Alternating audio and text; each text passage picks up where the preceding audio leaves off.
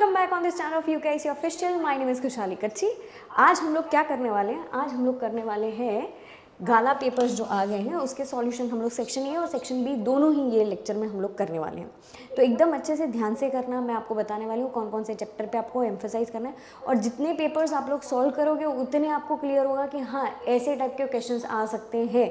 तो उस टाइम जब आपके सामने रियल क्वेश्चंस आए तब एकदम ब्लैंक ना हो जाओ कि ये तो हमने किया ही नहीं था। ठीक है, तो 2025 मार्च के एग्ज़ाम के लिए सेक्शन ए पहले हम लोग देख लेते हैं।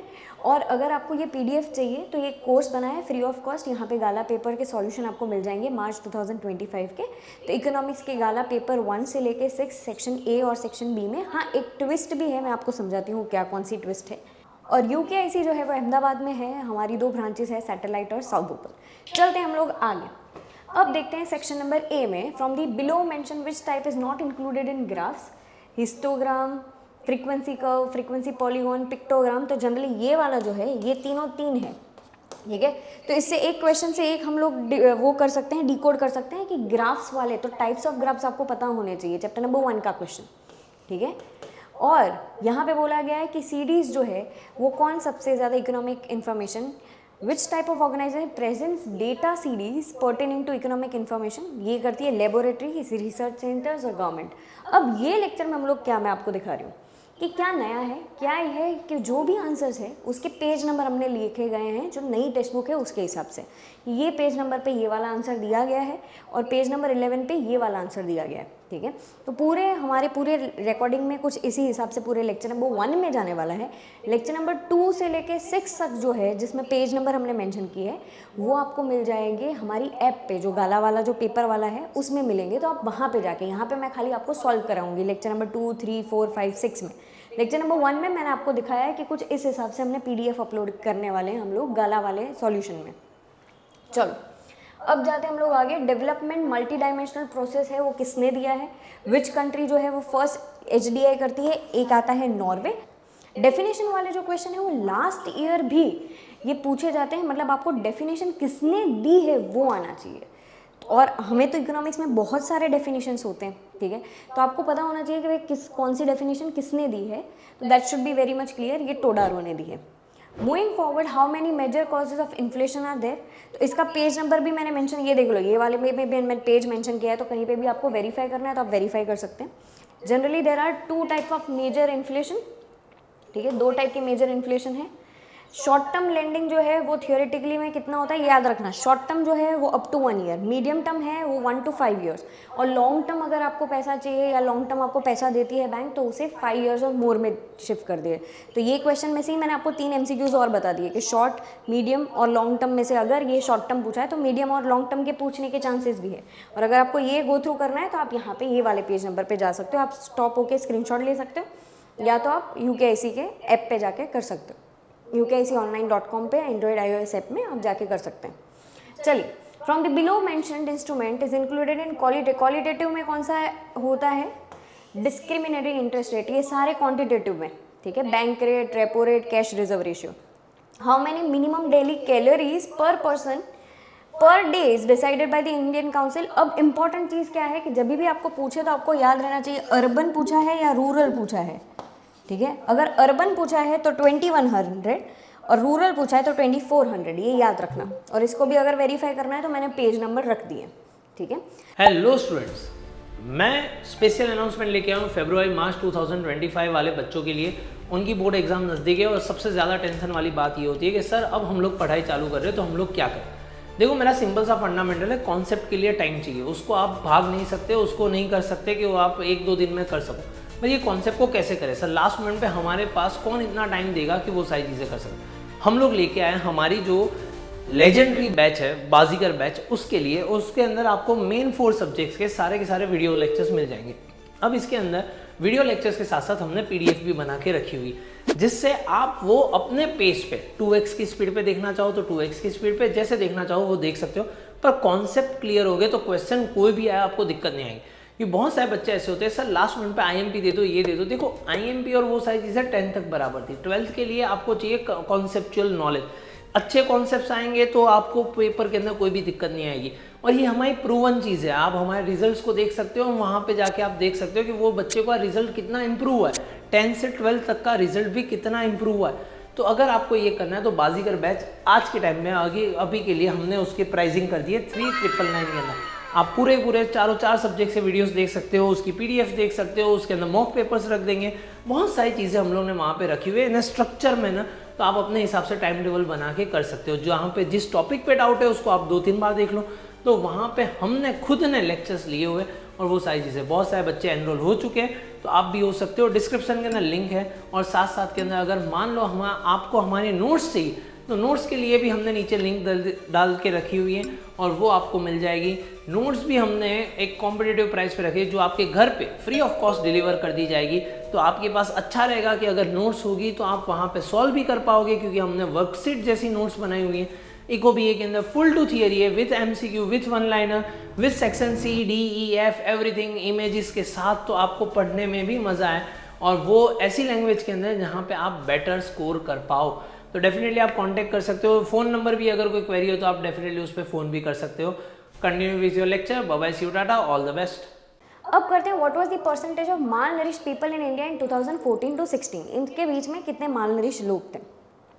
तो जब भी मुझे स्टूडेंट्स आके यहाँ पे पूछते हैं कि मैम डेटा क्या इंपॉर्टेंट है, डेटा करना चाहिए, आपको क्या लगता है हर डेटा करके जाए इकोनॉमिक्स के टेक्स्ट बुक में से? देखो ऐसा कुछ नहीं है।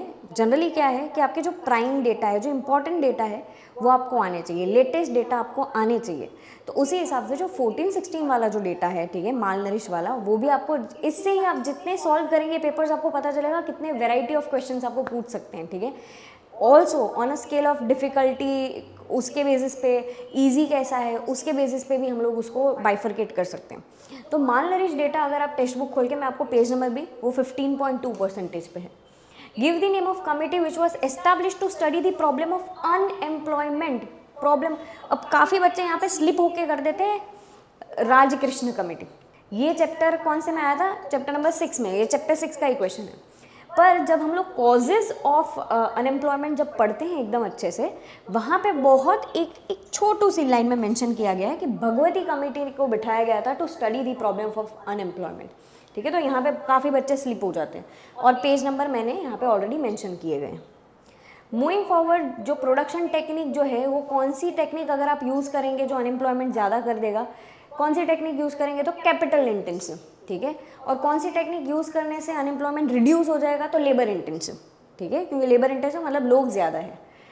फर्स्ट सेंसस इंडिपेंडेंट इंडिया का कब हुआ था? 1951। और याद रखना सेंसस का ईयर हमेशा 111 वाला होता है। तो 48 और 65 तो ऑलरेडी कट हो चुका था, ठीक है, एंडिंग 1 ही रहेगा।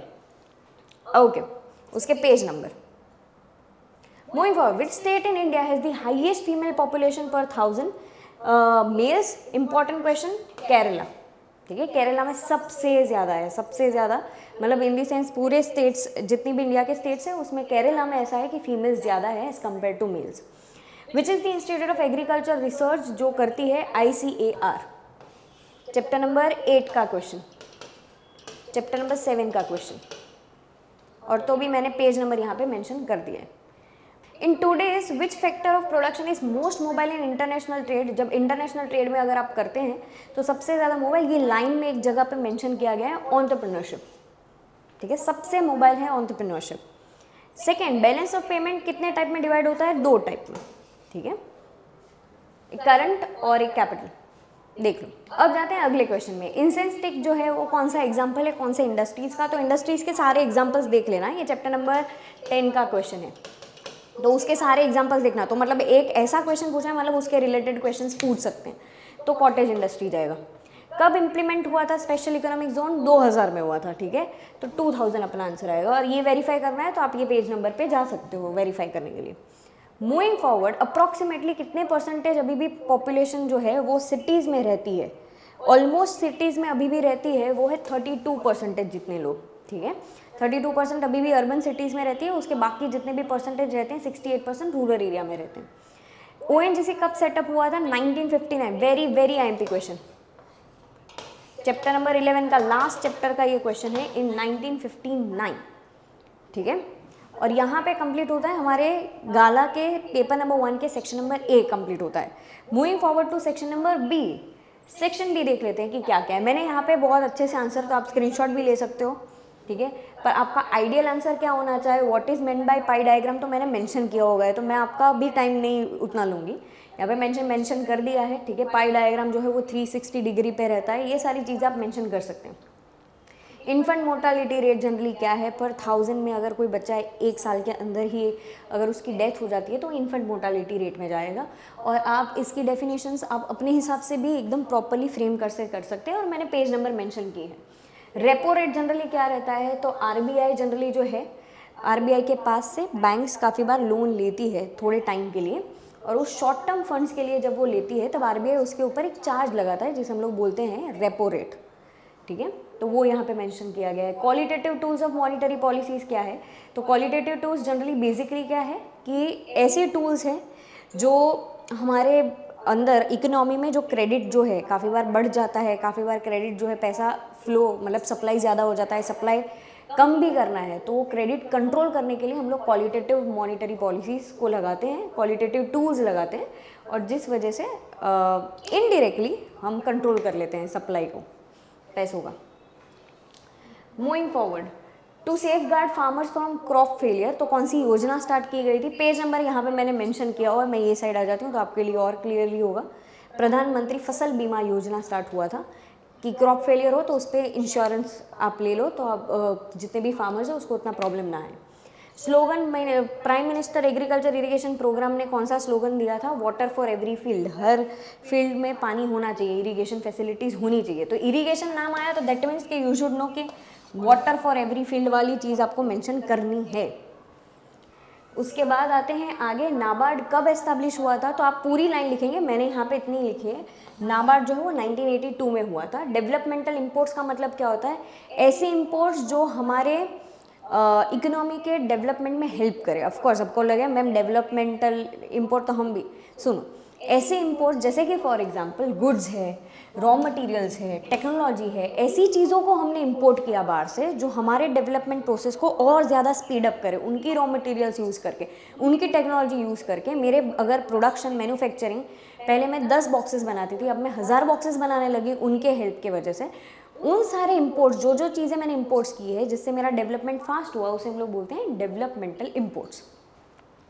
लास्ट सेक्शन बी का ये होगा 29th क्वेश्चन और ये होगा 30th क्वेश्चन। कौन सा प्रोडक्शन टेक्निक जो है वो स्मॉल स्केल इंडस्ट्री सबसे ज़्यादा यूज़ करती है, लेबर इंटेंसिव टेक्निक यूज़ करती है क्योंकि लोगों को ज़्यादा एम्प्लॉय करती है। Give the full form of ONGC, देखो यही पेपर में 2 बार ओएनजीसी का क्वेश्चन आया, कौन से ईयर में एस्टैब्लिश हुए और ओएनजीसी का फुल फॉर्म क्या है, तो उस हिसाब से यहाँ पे कंप्लीट होता है हमारा पेपर नंबर 1। मिलते हैं नेक्स्ट पेपर में। और हाँ, अगेन आई एम रिपीटिंग, ये सारी चीज़ें अगर आपको चाहिए तो वो ऐप पे हम लोग अपलोड करने वाले हैं, यहाँ पे डायरेक्टली आपको आंसर्स देने वाले, जिसको आंसर ही देना है, और यहाँ पे हम लोगों ने एक्स्ट्रा एफर्ट्स करके भी वो पेज नंबर भी लिखा है, तो आप भी वेरीफाई कर पाओ, ठीक है। मिलते हैं नेक्स्ट लेक्चर में, तब तक के लिए एवरीवन बाय बाय।